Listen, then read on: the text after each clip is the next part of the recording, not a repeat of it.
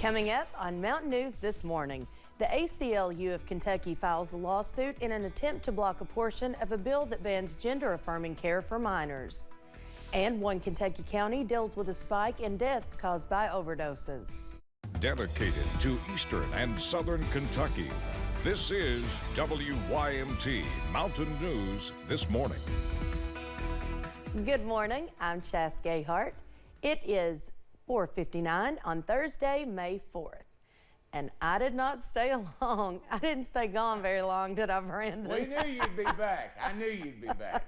So. Some of us just will not leave you all alone. Exactly. So we're glad to see you again this morning. You'll be with us a couple of days. Yep. But you switched your days. You're at the end of the week. Yeah. This time around instead of the beginning of the week. But of course, thankfully you're here today because the weather is finally improving. A bit chilly out there this morning. Let's go to our camera network and we'll see everywhere from top of Pine Mountain, Whitesburg Mountain to Buffalo Mountain, London, Corbin, Jenkins, Pikeville, outside WYMT. Now there is some patchy fog. I noticed it on the way in here in Perry County and over into Knott County. So just be careful of that as you're traveling. It's mostly valley fog, but it's not quite down in the valley just yet. Kind of hovering above there. Looks almost like clouds if you're looking at it. But temperatures a bit on the chilly side this morning. They're still moving, but mainly 30s this morning. Just a few 40s out there. Logan at 41, Pikeville at 42, Jackson at 42, 43 in Monticello, 40 in Prestonsburg. And I'm scanning one more time, but I think that's it. I think everybody else is in the 30s, and it looks like 33 in Clintwood is your cold spot, along with 34 in Jonesville and Irvin. So again, some patchy frost is a possibility. Keeping an eye on that, but hopefully the fog stops some of that. It's going to be a beautiful day. The wind has died down, so that's the beautiful thing about today.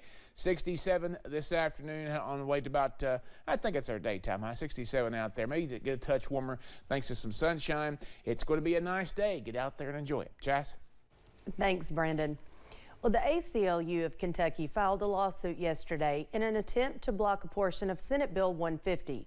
The bill was vetoed by Governor Andy Beshear, but later became law after a veto override by the Republican-controlled Kentucky legislature. The ACLU and the National Center for Lesbian Rights are targeting a piece of Senate Bill 150 that bans gender-affirming care for minors. The ACLU called the ban a, quote, egregious government reach, saying under the Constitution, quote, trans youth in Kentucky have the right to medically necessary care, end quote. Overdoses are increasing in one central Kentucky community. Drugs have resulted in a lot of deaths recently in Clark County. In the past couple of months, Clark County Coroner Neil Oliver says that they have responded to 13 overdoses, 10 alone just last month. All 13 people died from overdoses. Those with the local recovery center are working with people who are struggling with addictions. They hope these staggering numbers do not go even higher. Lots of harm reduction strategy. We really try to meet people where they are and then not leave them there, right? Officials say Narcan is important and that kits are available at health departments. Narcan is available to anyone 18 years old or older. The Hazard Perry County Senior Citizen Center held a balloon release yesterday. The event was to bring awareness to elder abuse. They brought in local high school students to take part in the event. Agriculture students from Perry Central High School helped with the balloon release. They also worked on the center's garden beds and interacted with some of the seniors. Organizers are seeking to bridge the generational gap and for everyone to learn more about elder abuse.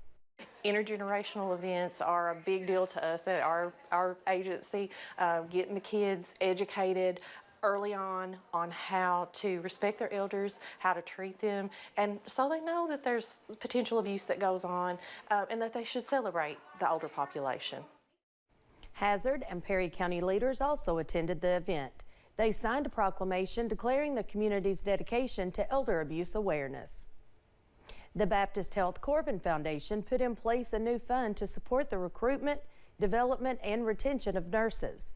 The Nursing Excellence Fund includes scholarships for entry-level nurses, and the first gift is coming from Baptist Health Corbin Nurses in honor of Corey Lee. Lee was a nurse at Baptist Health Corbin for nearly 18 months before he died. The month of May is Better Hearing and Speech Month. A Knott County School speech pathologist, Stacy Burnett, is sharing her experience of helping kids in the county. She says the job is rewarding, but with only 2 speech pathologists in the school district, they're understaffed. And we also contract with McDowell Hospital, and they help with the contract services. And then Hazard ARH has helped us this year as well to service Emelina students. And so we are currently looking for another speech language pathologist that we will hopefully have for next year. Burnett says the additional help has been useful as they work through a difficult time. The Appalachian Window is open for the U.S. Department of Housing and Urban Development's disaster recovery program related to weather disasters in 2021. This means organizations and local government entities impacted by the flooding in Breathitt County and the tornado outbreak in western Kentucky from that year are now able to apply for help. City of Jackson Mayor Laura Thomas explains how this will work when the 2022 federal funding opens. It's our understanding that there's going to be some interchangeability of the funds because it was just such a huge disaster. It was so historic, and they've never dealt with anything like this. And it was so close.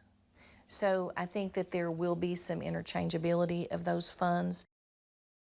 She says the city still does not have all of the details for the 2021 or the 2022 funding, but it will be relying on the guidelines that the Department for Local Government sets to access the funding.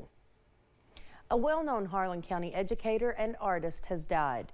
Bob Howard died suddenly yesterday at Harlan ARH at 70 years old.